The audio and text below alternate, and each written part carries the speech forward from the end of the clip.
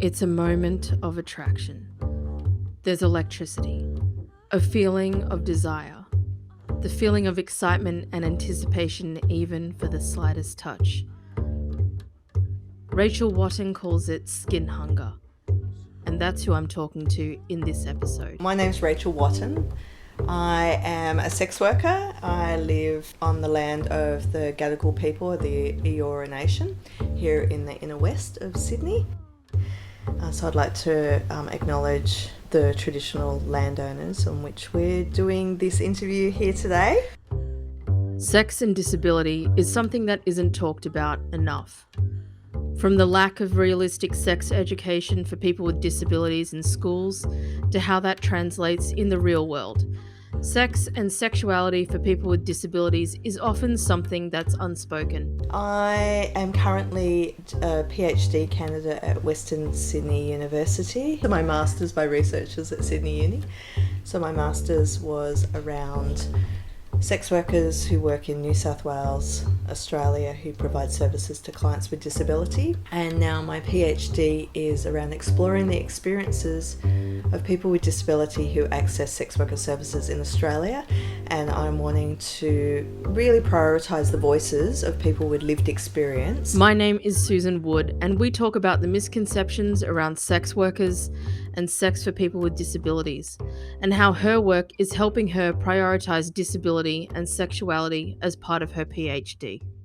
People speculate so much, there's lots of discussion in the media, but there isn't a lot of kind of academic research around what's important to people with disability who choose to see sex workers. I guess use my privileged position to be able to navigate the university system and to give a platform and to try to make it as easy as possible for people to share their experiences and their stories in whichever way they want. We are talking about something that is not really a taboo topic, but it's more like it's just not talked about. When people have seen the documentary that I'm in called Scarlet Road, people are like, oh, it's not like I don't support people with disability being sexual, I've just never thought about it. So I'm really proud to be part of the start of those discussions. I kind of think that it's ridiculous in this year and that we're still trying to get people to see other people holistically. People should have choices and options and equality, and until people are seen as sexual human beings and be supported in their rights and their options sexually, then we're not there yet. And the reality is that sex work is just one of many options. So seeing a sex worker providing services to people with disability is just one of many options for people. We know that millions of people with disability are in loving relationships, they're married, they're parents, they're on the dating scene, they choose to be asexual, lots of different relationships, they're happy to just be playing the field, but just equal to everyone else in society. Choosing to go see a sex worker for a multitude of different reasons shouldn't be dropped off the table just because other people find it icky. Yeah, as you mentioned in your introduction, we're in the inner west of Sydney at the moment, and I found out via watching the Scarlet Road that New South Wales has decriminalised sex work, which is actually something that was rare, right? Because yes. New South Wales is the only state that it doesn't. Correct me. So in 1995, the regulatory laws for sex work in New South Wales became decriminalised in most areas of sex work. Mm-hmm. Since that time, a couple of years ago, 2017, I think it was, 2019. Oh, COVID is just like, it was a few years ago. Northern Territory also brought in decriminalisation. New Zealand in 2003 brought in decriminalisation. And very recently, so did Victoria. So they're in a 2-year slow development of bringing in decriminalisation. So they've started that process by repealing a whole heap of laws recently. So the difference with New South Wales, where I'm completely authorised to be able to operate from my own home, from a rented property, from a hotel, motel, I can go and visit clients, as soon as I move across that invisible line into Victoria, until they have started the decriminalisation process. But previously, with a very prescriptive, legalised system, I had to be registered like a dog. There was no benefits to it. They just wanted to know. So I couldn't work from my own hotel. I couldn't work from my own home. I had to actually go to clients' homes or clients' hotels. So even if I was staying in a hotel, I mean, there is no point, rhyme or reason for this. So I could have a hotel room, but my client would have to hire their own hotel room, even if it was a hotel room next door to mine. Yeah, it was completely legal for me to provide services in their hotel room. But if he can, or she or they came into my hotel room, suddenly criminalised.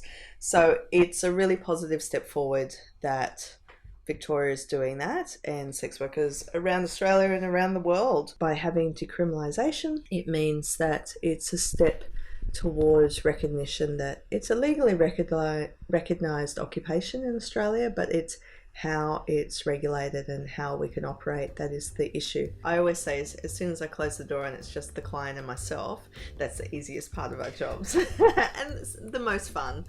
Yeah, and I've met some amazing people through my life and work through being a sex worker. So either other sex workers, former or current, also our clients. I've met some amazing clients. I've gone to some amazing places. My most favourite tip that I've ever received was from a man who gave me $5, and I knew that he had saved for months and months and months just for like a half-hour sexual massage. And so that $5 tip means just as much, or if not more, than, you know, if someone's giving me a large tip. As I said before this interview, I've watched Scarlet Road like maybe 5 times now. And then I went down an absolute rabbit hole with all of your media. But for the people who haven't watched the documentary yet, or do you want to talk about, you've got people who are sex workers, you've got people with disabilities, and these are 2 marginalised communities. So what are some of the misconceptions, or what are some of the things people get completely wrong about your work? There's lots of misconceptions about both sex workers and people with disability. I was one of the co-founders of Touching Base from late 2000 to late 2020. Touching Base has always brought the 2 marginalised communities together to support people's sexual rights, labour rights, and to provide a platform for the 2 marginalised communities to speak. And since then, I've been really focused on my PhD. There's a lot of similarities. So either people think that both sex workers and people with disability are either asexual or hypersexual. That that sex workers are either like numb to the core, or that we're just hypersexual sex maniacs, and nothing could be further from the truth. I mean, there's the bell-shaped curve, so people in society fit at either end, either extreme and in the middle. But I think I always say that sex workers pick a eye color, pick a hair color, pick a body shape, pick a gender, pick a sexuality, pick a religion, pick a nationality and a heritage, and yeah, there you go. You've got sex workers and you've also got our clients. And also there's this whole othering thing of like, oh, there's sex workers over there, and then there's their clients, and then there's a subgroup of like clients with disability. And I'm like, well, sex work's actually a really good occupation for someone with disability. There needs to be an awareness that there will be sex workers who are living with disability. I'm very proud of being the first sex worker that the Australian Churchill Trust has supported as a fellowship with. So I know that probably wasn't very easy, but I've tried to do them proud. And that was around looking at training programs for sex workers in different parts of Europe. So that also included speaking to different people who do sexual assistance, which is a type of it's like sex work, but it's just for people with disability, and it's people identify as sexual assistants, not sex workers, even though some sex workers in those countries become trained up to be sexual assistants. So if people are interested, then they can look at that report. And I also did a book chapter in a Routledge book of sex and disability recently, so there's a link to that on my website. Do people feel sorry for you? Oh, some do. On the opposite end, because of Scarlet Road, I've got all sorts of ludicrous things of like, you're an angel, and oh, you should be like Australian of the Year, and like you should be nominated for this, and you're so kind. I'm like, oh, yeah, you're rolling your eyes, so I roll my eyes out of my head all the time. Yeah, I'm like, I'm just doing my job. Like, it's not a pity fuck. Like, people are paying me for this, and we've negotiated this. And I say no to clients all the time. I think that's one of the things I talk about a lot, that even friends have been surprised when I'm like, I often say no. No, I don't provide that service. No, I'm not available today. No, I'm not available at that time. No, I won't provide that service for that price. You can see my rates on my website. No, I'm not interested in providing that. No, you live in an area where I'm not traveling to. No, I'm not coming there this month. So no, I can't extend this booking. I mean, there's lots of yeses. I think my clients who I do see, I really appreciate them choosing me. I feel very honored to be part of their sexual journey, and I'm very happy to see new people. That's one of the questions I get. Do you just see clients with disability? No. As long as it's a mutually consenting interaction, I will see all sorts of different people.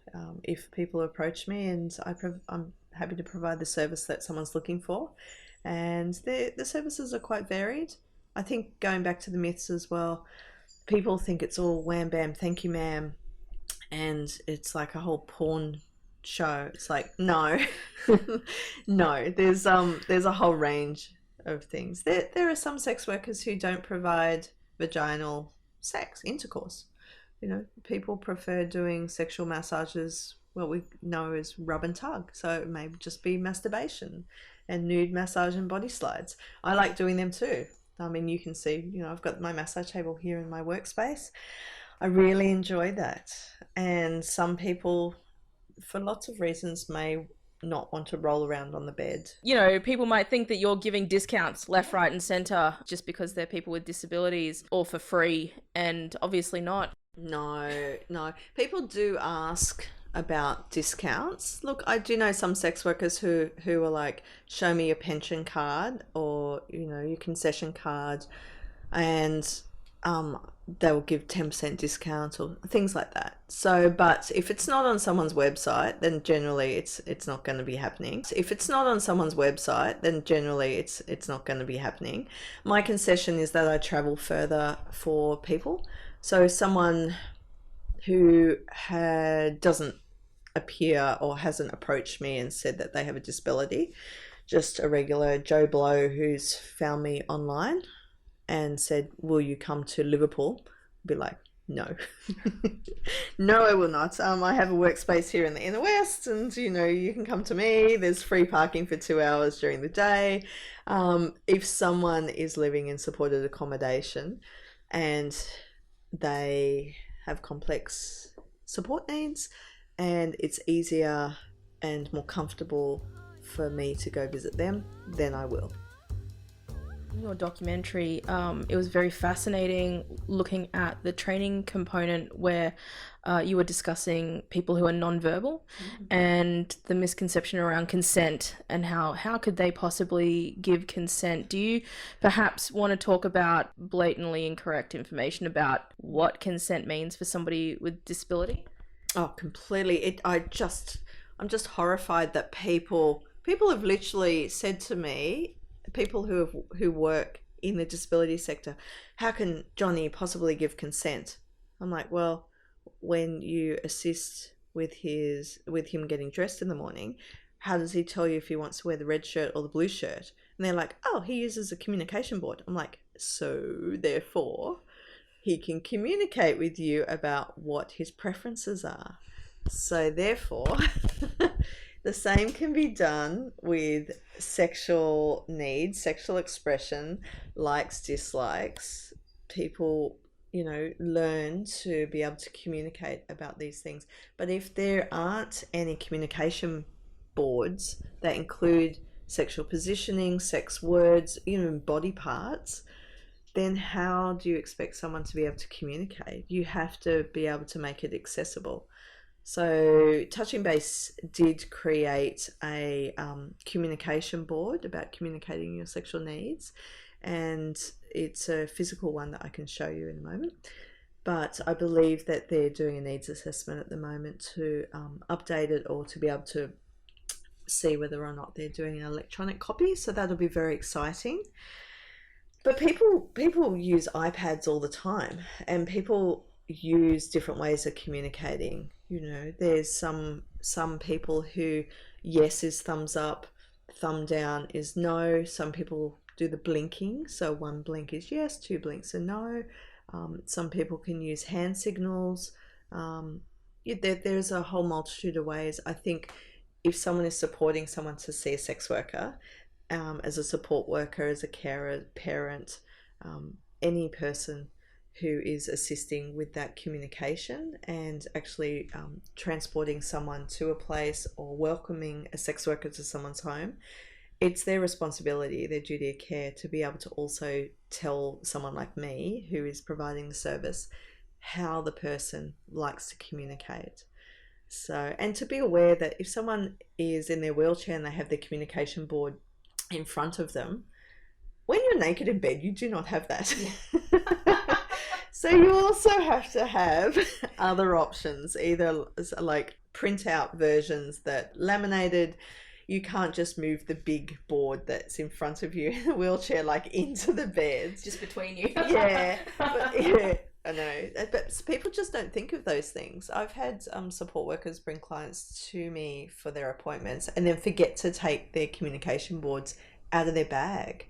And so I've slowly had to, you ask closed questions. If people are non-verbal, then you're finding out how they say yes, no.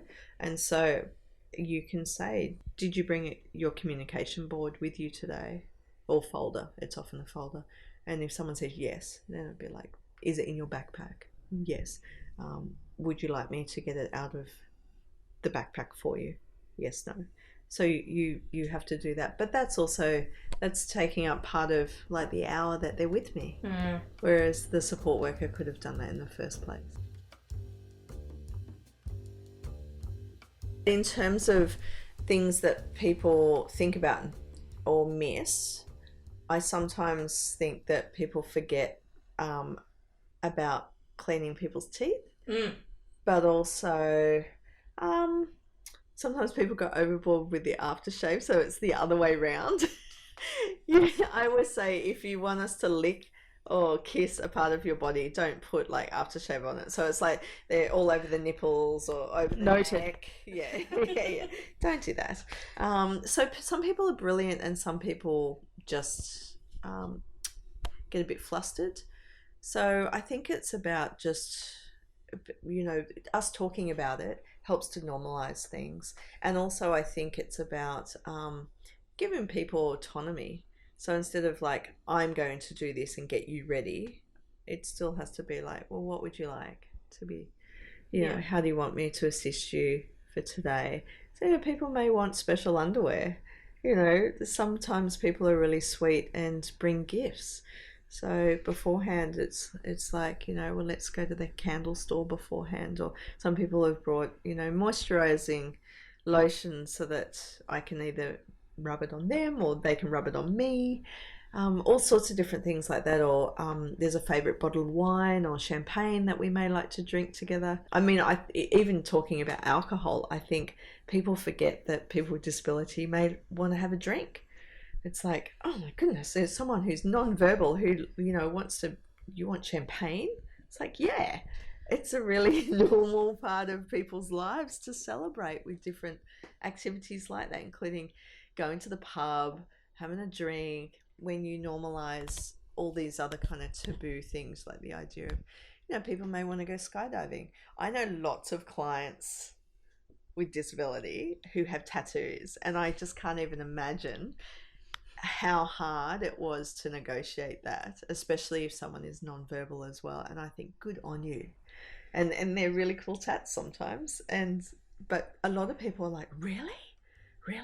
How did that happen? I'm like, because they're adults and they communicated what their preferences are.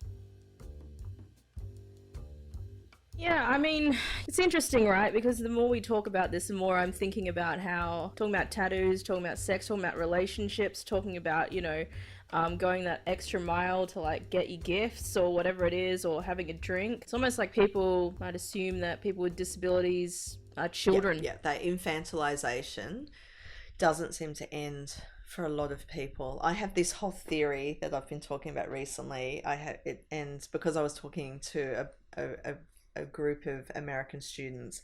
I Americanized it for them. So, because we say nappies, but in America they say diapers. So I have this diaper theory.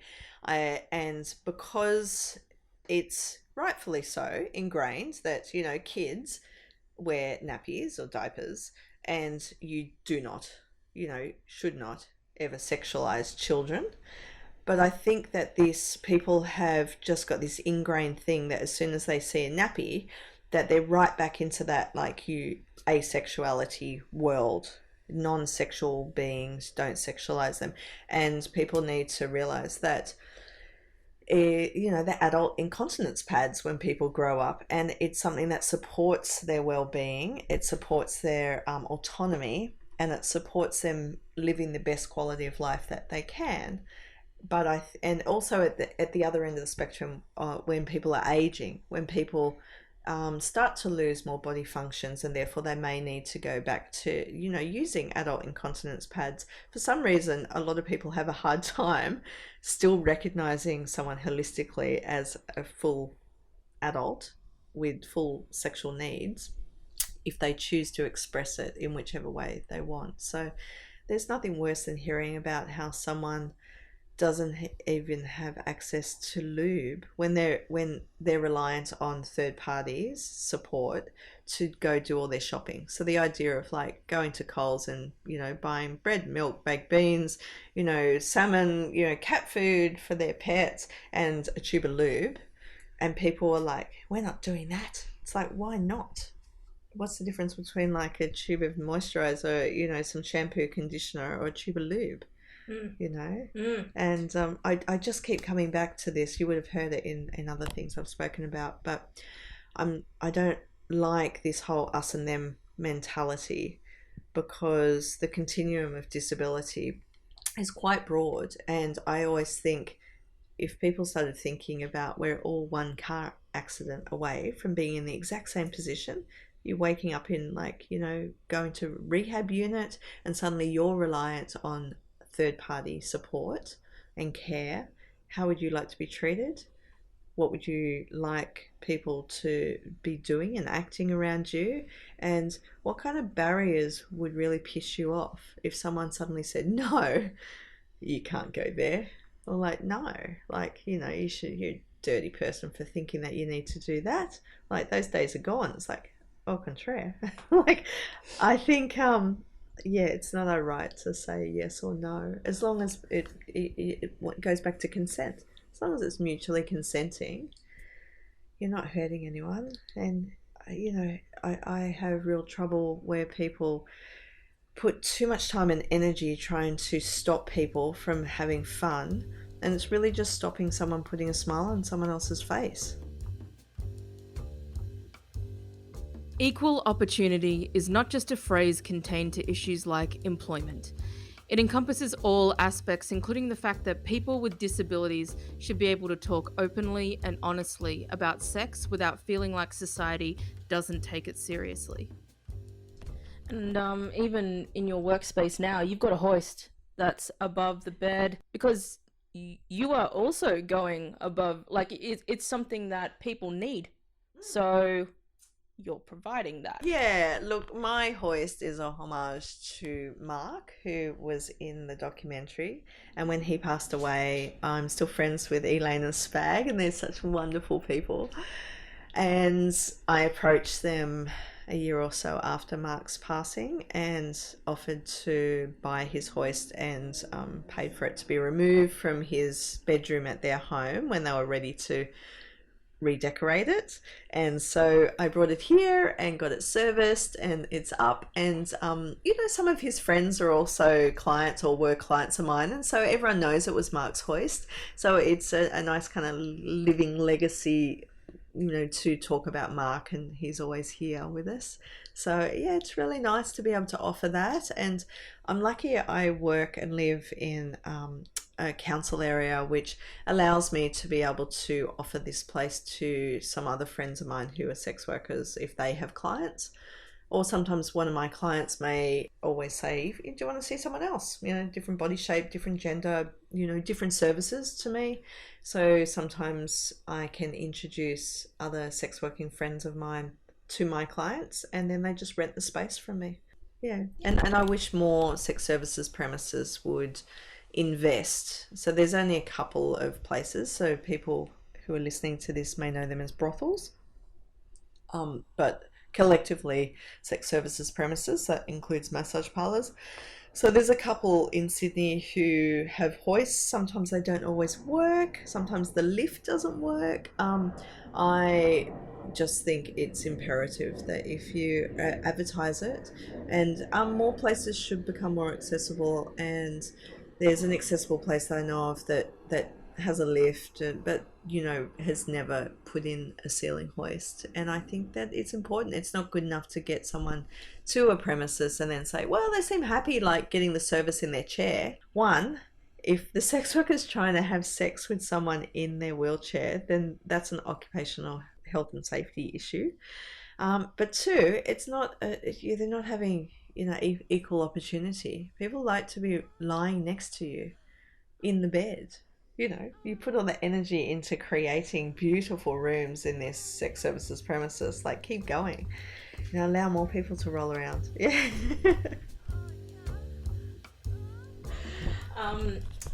Part of the documentary, and we were talking about you do training sessions. And I did when I was with Touching Base. So I was the training coordinator and helped co-facilitate some of the other training workshops. So they have two. The sex worker one is PDAT, so Professional Disability Awareness Training, and then the one for people working in the disability sector, the acronym SPAT, Service Provider Awareness Training. Just happened like that. So you'd have to go to Touching Base to see what they're doing. I know that they're doing more things online. COVID really, started that up. So, but I still do training and in-services independently. So if there's organisations and different areas where people want me to speak at conferences or in-service training, universities, I've definitely been doing different things like that. So I really love being able to speak with people who are in the disability sector, and people have lots of questions, and people are trying their best to support people, and I think it's come a long way. So back from the beginning of 2000s, when there was a different group of people talking about and formulating what ended up becoming Touching Base, there was definitely a lack of policies. There was a lot of ignorance, a lot of people holding those myths that we talked about, and stigma and the discrimination. And now people have come a long way. And you see it in lots of other areas. So You Can't Ask That. This series on TV, I think, has been great. There's Dateable Me, I think is the one on TV. And then there has been Love on the Spectrum, 2 series there that got picked up by Netflix. There's Sexpo, the version of that Northcott does, which is Feel the Vibe. I mean, even Sexpo is, like, when it travels around Australia, is one of the most accessible places because it's brightly lit. There may be erotic dancers and strippers on stage and porn stars walking around in different booths. I recommend where people are like, where do we start? We need to talk about sex and sexuality. I'm like, well, why don't you do a day outing with a whole heap of people that you support and go to Sexpo if they would like, give it an option. And because it's a big expo, then a lot of people have the opportunity to buy products and clothing and equipment and vibrators and dildos and all sorts of different things at a discounted rate. And one of the biggest problems that we do have is that sex shops are notorious for being up or downstairs. And so I think that needs to be addressed a bit more because it's not accessible at all. one of the things that I often do with some of my clients is that I don't have all kinds of vibrators or sexual aids, but there has been some that I do have that I'm like, well, why don't we try this? And so sometimes, like I know that you interviewed Candace and Arlen from the sexuality unit at Royal Rehab, which they're great, and that unit just needs to be funded forever. It's so important, and so fabulous. And so I think one of them recommended a certain type of vibrator that had a bit more accessibility. And so I was like, oh, that's really good. So I actually bought it and have been able to like help a couple of clients like practice to see if it's applicable to them. And yeah, so I've always got my eye out on more accessible kind of sexual aids. Yeah, I guess that's also something that people don't really think about as well, is that you help people become more independent just by helping them be able to assist with a sex aid or something like that, so then they can maybe one day do it by themselves. Yeah, look, there's a whole wealth of roles that sex workers can play in people's lives. Sometimes it's just about becoming more confident about themselves, and also finding out what their bodies can and can't do, or after accident or injury, adapting what they previously did and what was important to them sexually, or finding out now what the sensitive spots of their body are. Sometimes it's about really kind of an extension of sexual education. So if people have never seen labias, you know, some of the porn magazines still do all this airbrushing. So people have never seen the intricacies of what a woman's body may look like. You know, the inner and outer vulva, you know, labia, you know, that it's, you know, people are like, you know, show me your vagina. I'm like, well, actually, technically, you know, the vagina is the canal. So people, you know, people don't know where the clitoris is, but also, you know, lots of hair, no hair. You know, it's all very different when it's 2D. When it's 3D and right there in your face. And so people want to learn. People want to learn how to touch someone, pleasure someone. People, you know, may like big nipples, big breasts, little breasts, you know, large ass, small ass, long legs, you know, long hair. Everyone's different, but it's yeah, sex is not like just fireworks and, you know, rainbows. There's a lot of, so even like, you know, negotiating and learning about cross contamination, like just guys in general, you know, if they wank with their right hand and then they try to like slide a condom on with their right hand, I'm like, oh, all the pre-cum's now on the outside of the condom. No one talks about this. Sex ed just doesn't seem to include that. So the roles of sex workers can be, you know, quite varied. So and for some people, for a very small amount of people, sex work may be their only option in life to explore their sexual expression and sexual identity. For lots of people, clients may come and go for all different reasons. For some people, it just may be the start of their journey. So finally, people have been given permission to be seen and supported as a sexual human being, but they can also practice their dating skills. So there's people who I've seen who they've had their first sexual experience with me, and then they may have seen me a few more times, and then I may have referred other sex workers to them that they've chosen to see, and then they've started dating. And then, you know, there's one client of mine who his mum came up to me at a conference that I was speaking at, and she was like, hi, do you remember me? I'm such and such's mum. I'm like, oh yeah, hi, how are you going? Haven't seen you for years. She's like, oh, I'm doing well. I just wanted to let you know that such and such, he's engaged to be married, and it's such a delight. You know, it's just really lovely that you were part of someone's life and their sexual journey for even a short amount of time. Is this person with a disability? Yes. Yeah. Yes. Something that just came into my mind, which is something that I always, like, I think about a lot, is sex education in schools for people with disabilities. And it's lacking. Yeah, there's a lot of segregation still, and that's one of the areas that in society that we need to all do better. This whole idea of like, well, we're going to do sex ed for everyone, but X, Y, and Z, like you'll never need this, so you can leave the room. I think it's horrific that this still goes on. But there's definitely been an increase in some areas where more accessible resources. So that's one of the things you would have seen on my website, that I have started to collate different resources, both here in Australia and overseas, that people can use, because it's always been one of those questions of like, where do I start, or how do I do this, or like where do I go, where's the information. But like Family Planning New South Wales has some great resources. SECA or SECA, SECCA over in Western Australia has some great resources, and they're all in easy read format as well.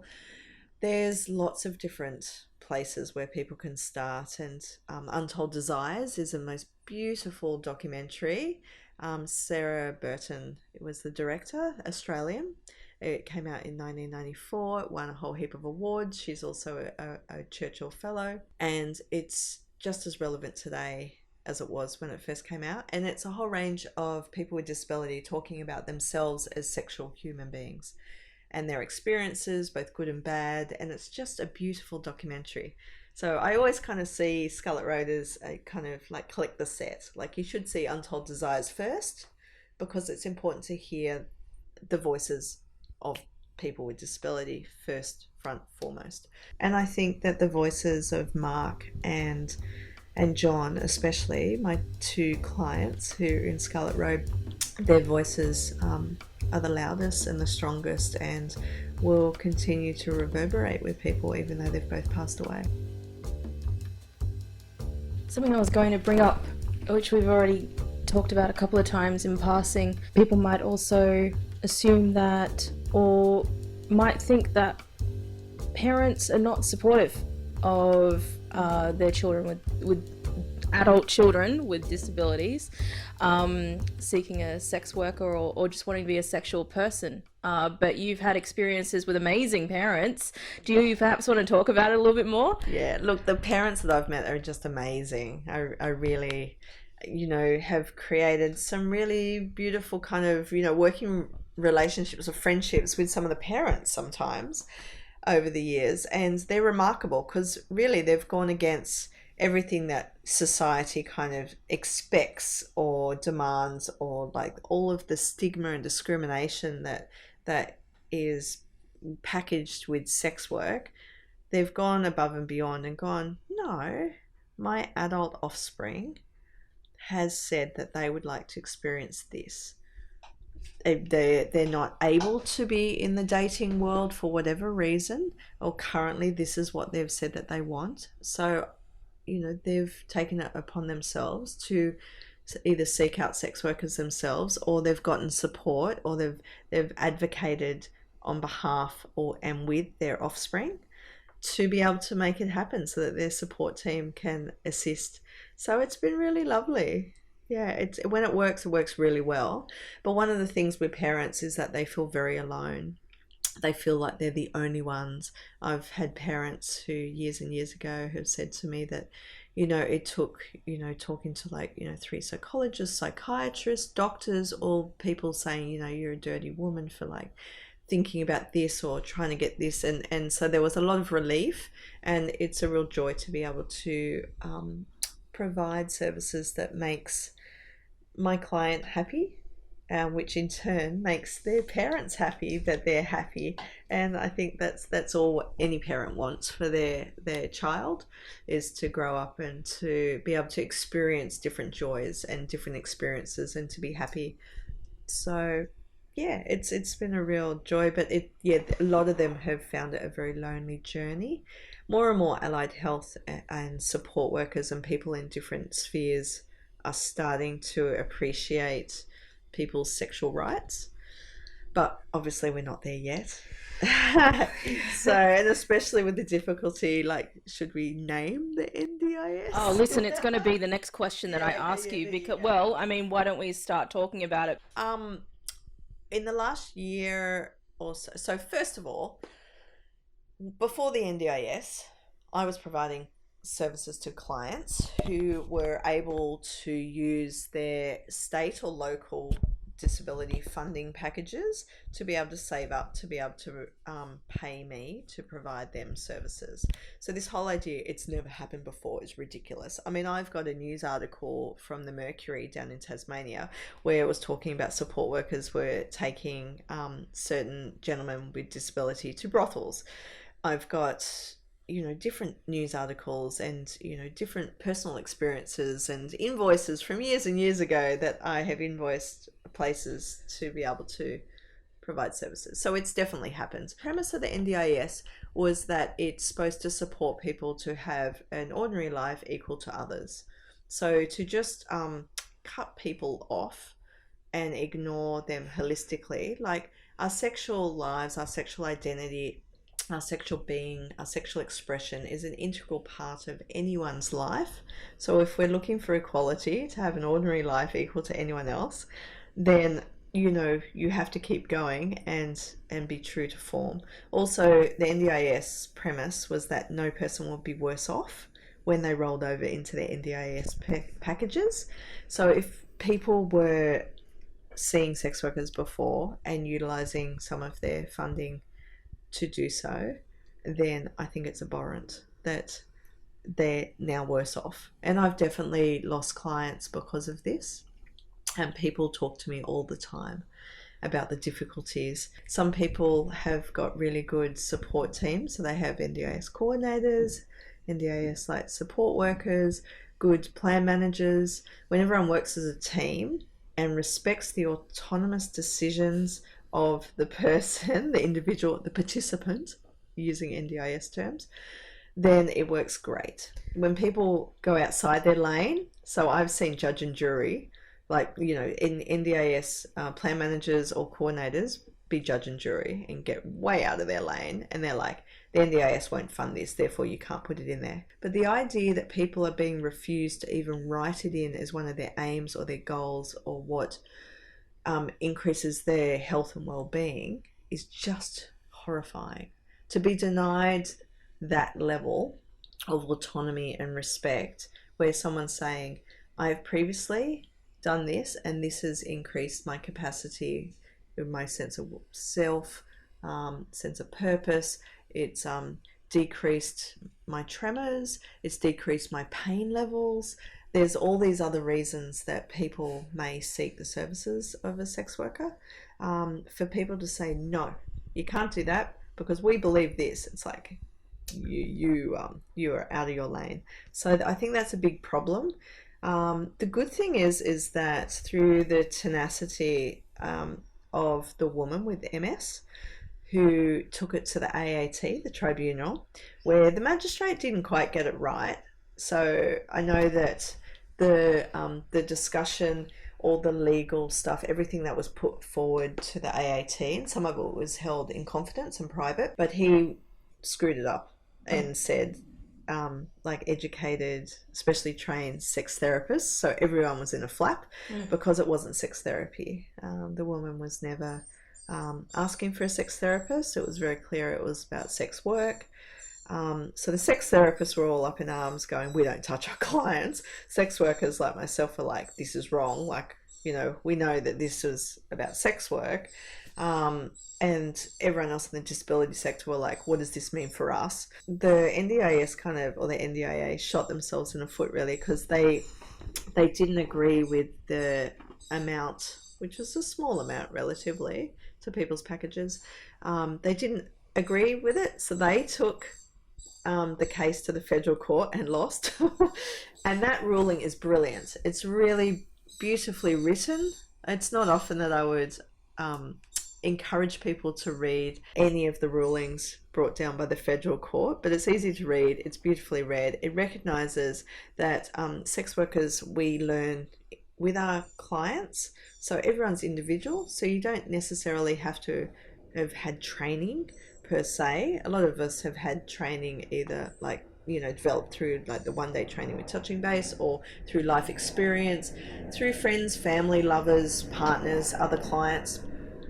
we learn about how to interact, how to adapt services, communication, how to support people's mobility needs through life. So there was a real recognition and acknowledgement that it was really about sex work, and the benefits that this individual woman receive from seeing a sex worker on a regular basis. So that was really good. That woman was given a specific line item. I have, and I've been sharing widely, which I think is important. So, and there's another line item that actually other people, support workers and coordinators, have given to me that I feel comfortable using. There's lots of people who are like, can you hide it? Can you invoice, your 1 hour rate by doing 10 hours of this other one? I'm like, absolutely not. No. For many reasons. One, it's lying. Two, it's not recognizing the importance of the work and recognizing that this is actually what you want. It's about empowering people to feel confident about putting things in their plan, and also having these real discussions with the coordinators and the support workers and the plan managers about the recognition that sex work is real work, and that it's, once again, supporting the individual's needs. So the discussion also is like, that has come up in the media, is like, and even from the side of the NDIA, they were like, well, if we support this, then like this means that the maximum ends that we could blow out our budget by this much. I'm like, not everyone needs to use a wheelchair. So you can't say every person with disability who's going to go into the NDIS system is going to need an electric wheelchair. That's ridiculous. Not everyone needs equine therapy. Not everyone needs an iPad.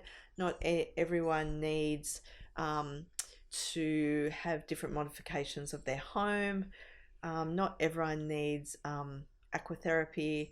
Not everyone needs to see, physio twice a week. Like, the idea with the NDIS is that everyone has their own pie, and it has the ingredients that fully support your health and well-being. Like, if someone gets supported for whatever reason, which is reasonable and necessary for them to be able to access sex worker services, this shouldn't, you're thinking as though it's taking away from the pot of money to be able to provide X, Y, and Z that you need. And we should all be supporting individual needs. So yeah, there's literally some of my clients who have seen me for 15, 17 years. Their circle of people that they interact with, and how their disability impacts their autonomy, their movements, their mobility, their communication. They're just not able to be part of that dating world. But I tell you what, they really know why I'm there, and they're really happy that I'm there. But they only literally get to have any kind of contact that is not purposeful in terms of washing, cleaning, transfers, dressing, undressing, 4 times a year. So what I say to people is, imagine the last time that you had someone hug you or touch you tenderly or in a sexual manner, and how long ago that was. And now think about 3 months. In 3 months' time, you get it again for 1 hour. That's it. That's it. We haven't even properly touched on your study and your survey and all of that. Do you want to talk about that? Of course you do. Tell me about it. Yes.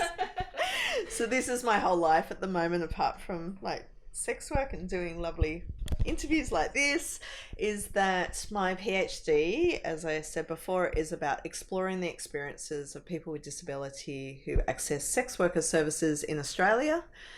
So I have full ethics approval. I'm happy to say it's an online anonymous survey. I'm trying to make it as accessible as possible.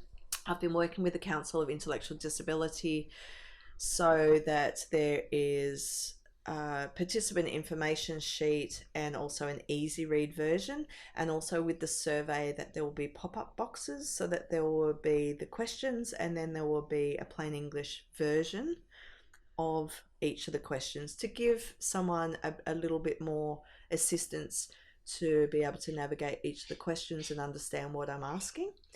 So there will be, for everyone who participates in Australia, they have to be eligible to do this. They have to be at least 18 years or over. Unfortunately, it's only in English, so people need to be able to read English. People can go into a draw to win one of 4 $100 gift vouchers. I wanted to recognize people's expertise and time and energy and the generosity of sharing people's experiences, so that will be happening. And then I've also got a call out for between 10 and 20 people to be interviewed, and the reasons for that will be if there's just too many stories, if people have lots of different experiences that they just felt that they had a lot more to say after they finished the survey. Also, if people have things that I didn't include in the survey, but around this topic, then that would be really fabulous as well. So all of that information will be there. Obviously, if you leave your information, your contact details for the voucher, it's not connected to your answers. The survey is done so that they do not get connected at all. And also in terms of if someone fills out the form to say, I'm interested in being interviewed, then the same. Your contact details are not connected at all at any stage. The only requirement for people who want to do the interview separate to the survey is that you can't be a former or current client of mine. So just on the ethical requirements, that's the only difference. So if you recognize my voice and you are a former or current client, or you recognize my name or my picture, then you're going to have to put all your information anonymously in the survey. But if I've never provided services to you and you're comfortable, obviously I have consent forms. Obviously people can withdraw their consent at any time. Obviously that's very important in my whole world. So I'm very excited about being able to do this.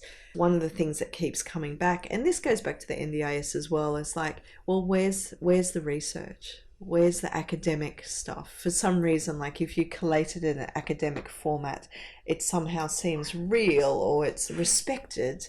So I'm really mindful of being as respectful as possible to try to do the best I can to really reflect the real lived experiences of people who will take the time and energy to share with me. We don't want sunshine and roses, just that. I know that through my personal experiences with talking with my clients, people have told me some great stories, but people have told me about the barriers that they've faced, the difficulties, the reflections of people in their life who have been a bit discriminatory or stigmatizing, or if they've shared their story with someone and someone has thought worse about them. Like, there's lots of different stories, and so to create meaningful change, I think you always need to consult with the people that it affects.